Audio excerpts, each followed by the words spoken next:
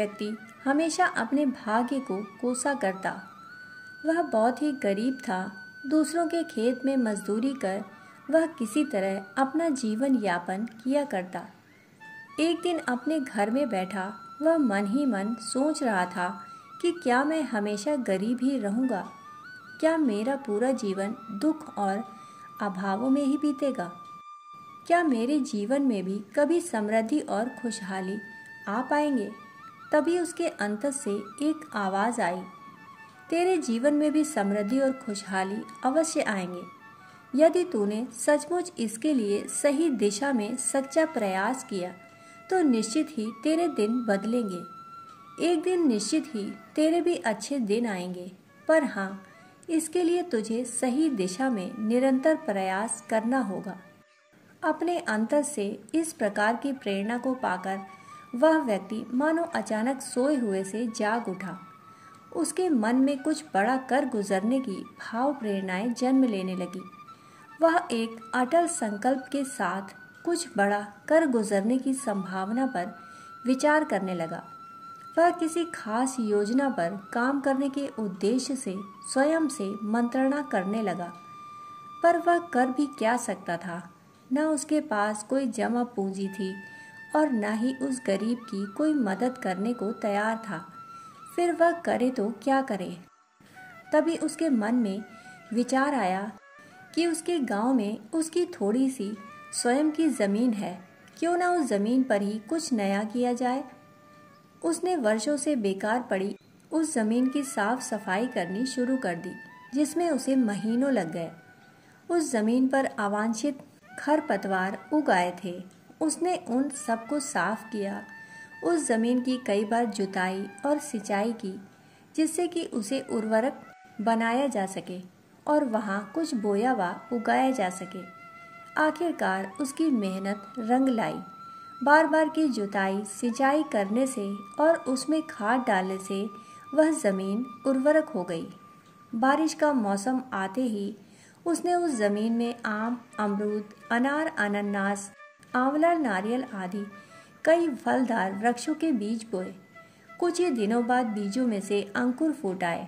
फिर थोड़े ही दिनों में वे पौधे बनके लहराने लगे। यह देखकर उस गरीब व्यक्ति का मन झूमने लगा। अचानक एक दिन ऐसा हुआ जिसे देखकर उसका मन पुनः बहुत दुखित हुआ, क्योंकि एक रात पशुओं के कुछ झुंड वहां आए और उन सभी लहराते पौधों को चर गए। उस व्यक्ति ने फिर से हिम्मत जुटाई, पुनः से प्रयास किया और फिर से बीज बोए। बीज पुनः अंकुरित हुए, वे पौधे बने। पर एक दिन अचानक फिर वैसा ही हुआ और तीसरी बार भी ऐसा ही हुआ कि पशुओं ने उन पौधों को फिर से नष्ट कर दिया। यह देखकर वह व्यक्ति अंदर से हिल सा गया, टूट गया। स्वयं को संभाल कर उसने पुनः सभी बीजों को बोया। समय पाकर वे फिर से अंकुरित हुए और नन्हे से पौधे बनकर फिर से लहराने लगे, जिसे देखकर उस व्यक्ति का मन एक बार फिर झूमने लगा। परंतु इस बार वह व्यक्ति सावधान था। उसे पता था कि इस बार भी पशु आकर उन पौधों को नष्ट कर सकते हैं, नुकसान पहुंचा सकते हैं और उसकी मेहनत पर फिर से पानी फेर सकते हैं। उसने उन पौधों को चारों ओर से एक मजबूत बाड़े से घेर लिया। अब वे सभी पौधे बाड़े के अंदर सुरक्षित थे।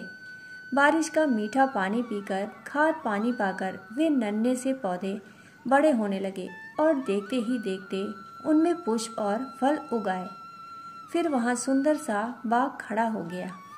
उस व्यक्ति ने फलों की बिक्री शुरू कर दी, जिससे उसे अच्छी आमदनी होने लगी। उस आमदनी से उसने जमीन के कई टुकड़े खरीदे और देखते ही देखते उसके कई बगीचे खड़े हो गए।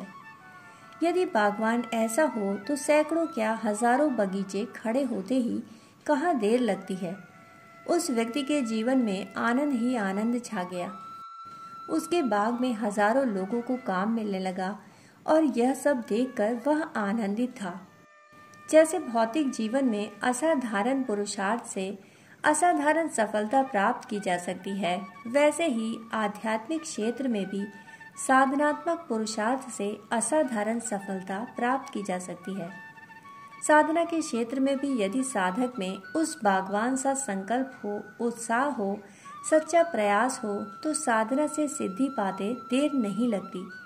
तब साधक सचमुच साधना के क्षेत्र में नित्य नई नई चुनौतियों को पार करता हुआ एक दिन निश्चित ही साधना के उस शीर्ष तक पहुंच ही जाता है। उस गरीब व्यक्ति की तरह आज जो गई गुजरी जिंदगी जी रहे हैं, वे भी उस गरीब व्यक्ति की तरह सच्चे प्रयास से एक बड़े बागवान बन सकते हैं। हम सब एक सामान्य से साधक से असाधारण साधक बन सकते हैं और साधना के शीर्ष को छूकर सर्वोच्च आध्यात्मिक उत्कर्ष को प्राप्त कर सकते हैं। हम गई गुजरी जिंदगी नहीं बल्कि एक शानदार जिंदगी जी सकते हैं, परंतु शर्त एक ही है कि हमें भी उस बागवान की तरह अपनी साधना में नियमितता व तन्मयता को बनाए रखना होगा। हर जीव में नैसर्गिक रूप से ब्रह्म बीज मौजूद है। हम सब में असीम संभावनाएं हैं। हम भी बीज से वृक्ष हो सकते हैं। हम भी ब्रह्म रूप ईश्वर रूप हो सकते हैं। भले ही आज हम सामान्य व साधारण दिख रहे हों, बीज में भले ही जड़, शाखा, तना, पुष्प, फल, पत्ते आदि दिखाई नहीं देते, परंतु बीज में उनका अस्तित्व विद्यमान है। भले ही वह कितना ही सूक्ष्म क्यों न हो। यदि सूक्ष्म न हो तो विराट की कल्पना नहीं की जा सकती। रामकृष्ण परमहंस अपने शिष्यों को कहा करते थे कि कोई पौधा जब तक छोटा होता है तभी तक उसे बाड़े में रखना होता है, क्योंकि तब उसे पशुओं द्वारा चरे जाने का भय रहता है। परंतु जैसे ही वह पौधा विराट वृक्ष बन जाता है, वैसे ही उन बाड़ों को हटा दिया जाता है। अब उस विराट वृक्ष से किसी बड़े हाथी को भी बांध दो तो उस वृक्ष का कोई नुकसान नहीं होता, क्योंकि अब वह पौधा विराट वृक्ष बन चुका होता है। उसमें बड़े होने पर पशुओं द्वारा उसके चरे जाने या नष्ट किए जाने की संभावना ही नहीं रही, चाहे उसे बाड़े में रखो या बाड़े के बाहर रखो। वैसे ही साधक को प्रारंभ में संयम, वैराग्य आदि के बाड़े में रहना होगा, और जब साधक में संयम व वैराग्य की भावना स्थायी व नैसर्गिक हो जाती है, तब फिर बाड़े की कोई आवश्यकता ही नहीं। ऐसी स्थिति को प्राप्त साधना के परिपक्व होते ही तथा चित्त के पूर्णतः पवित्र होते ही साधक के हर कर्म में अकर्म ही घटित होने लगता है।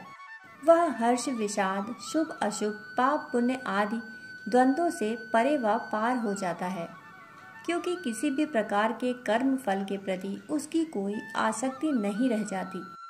वह संसार में रहता तो है, परंतु संसार के विकार उसे छू नहीं पाते, प्रभावित नहीं कर पाते।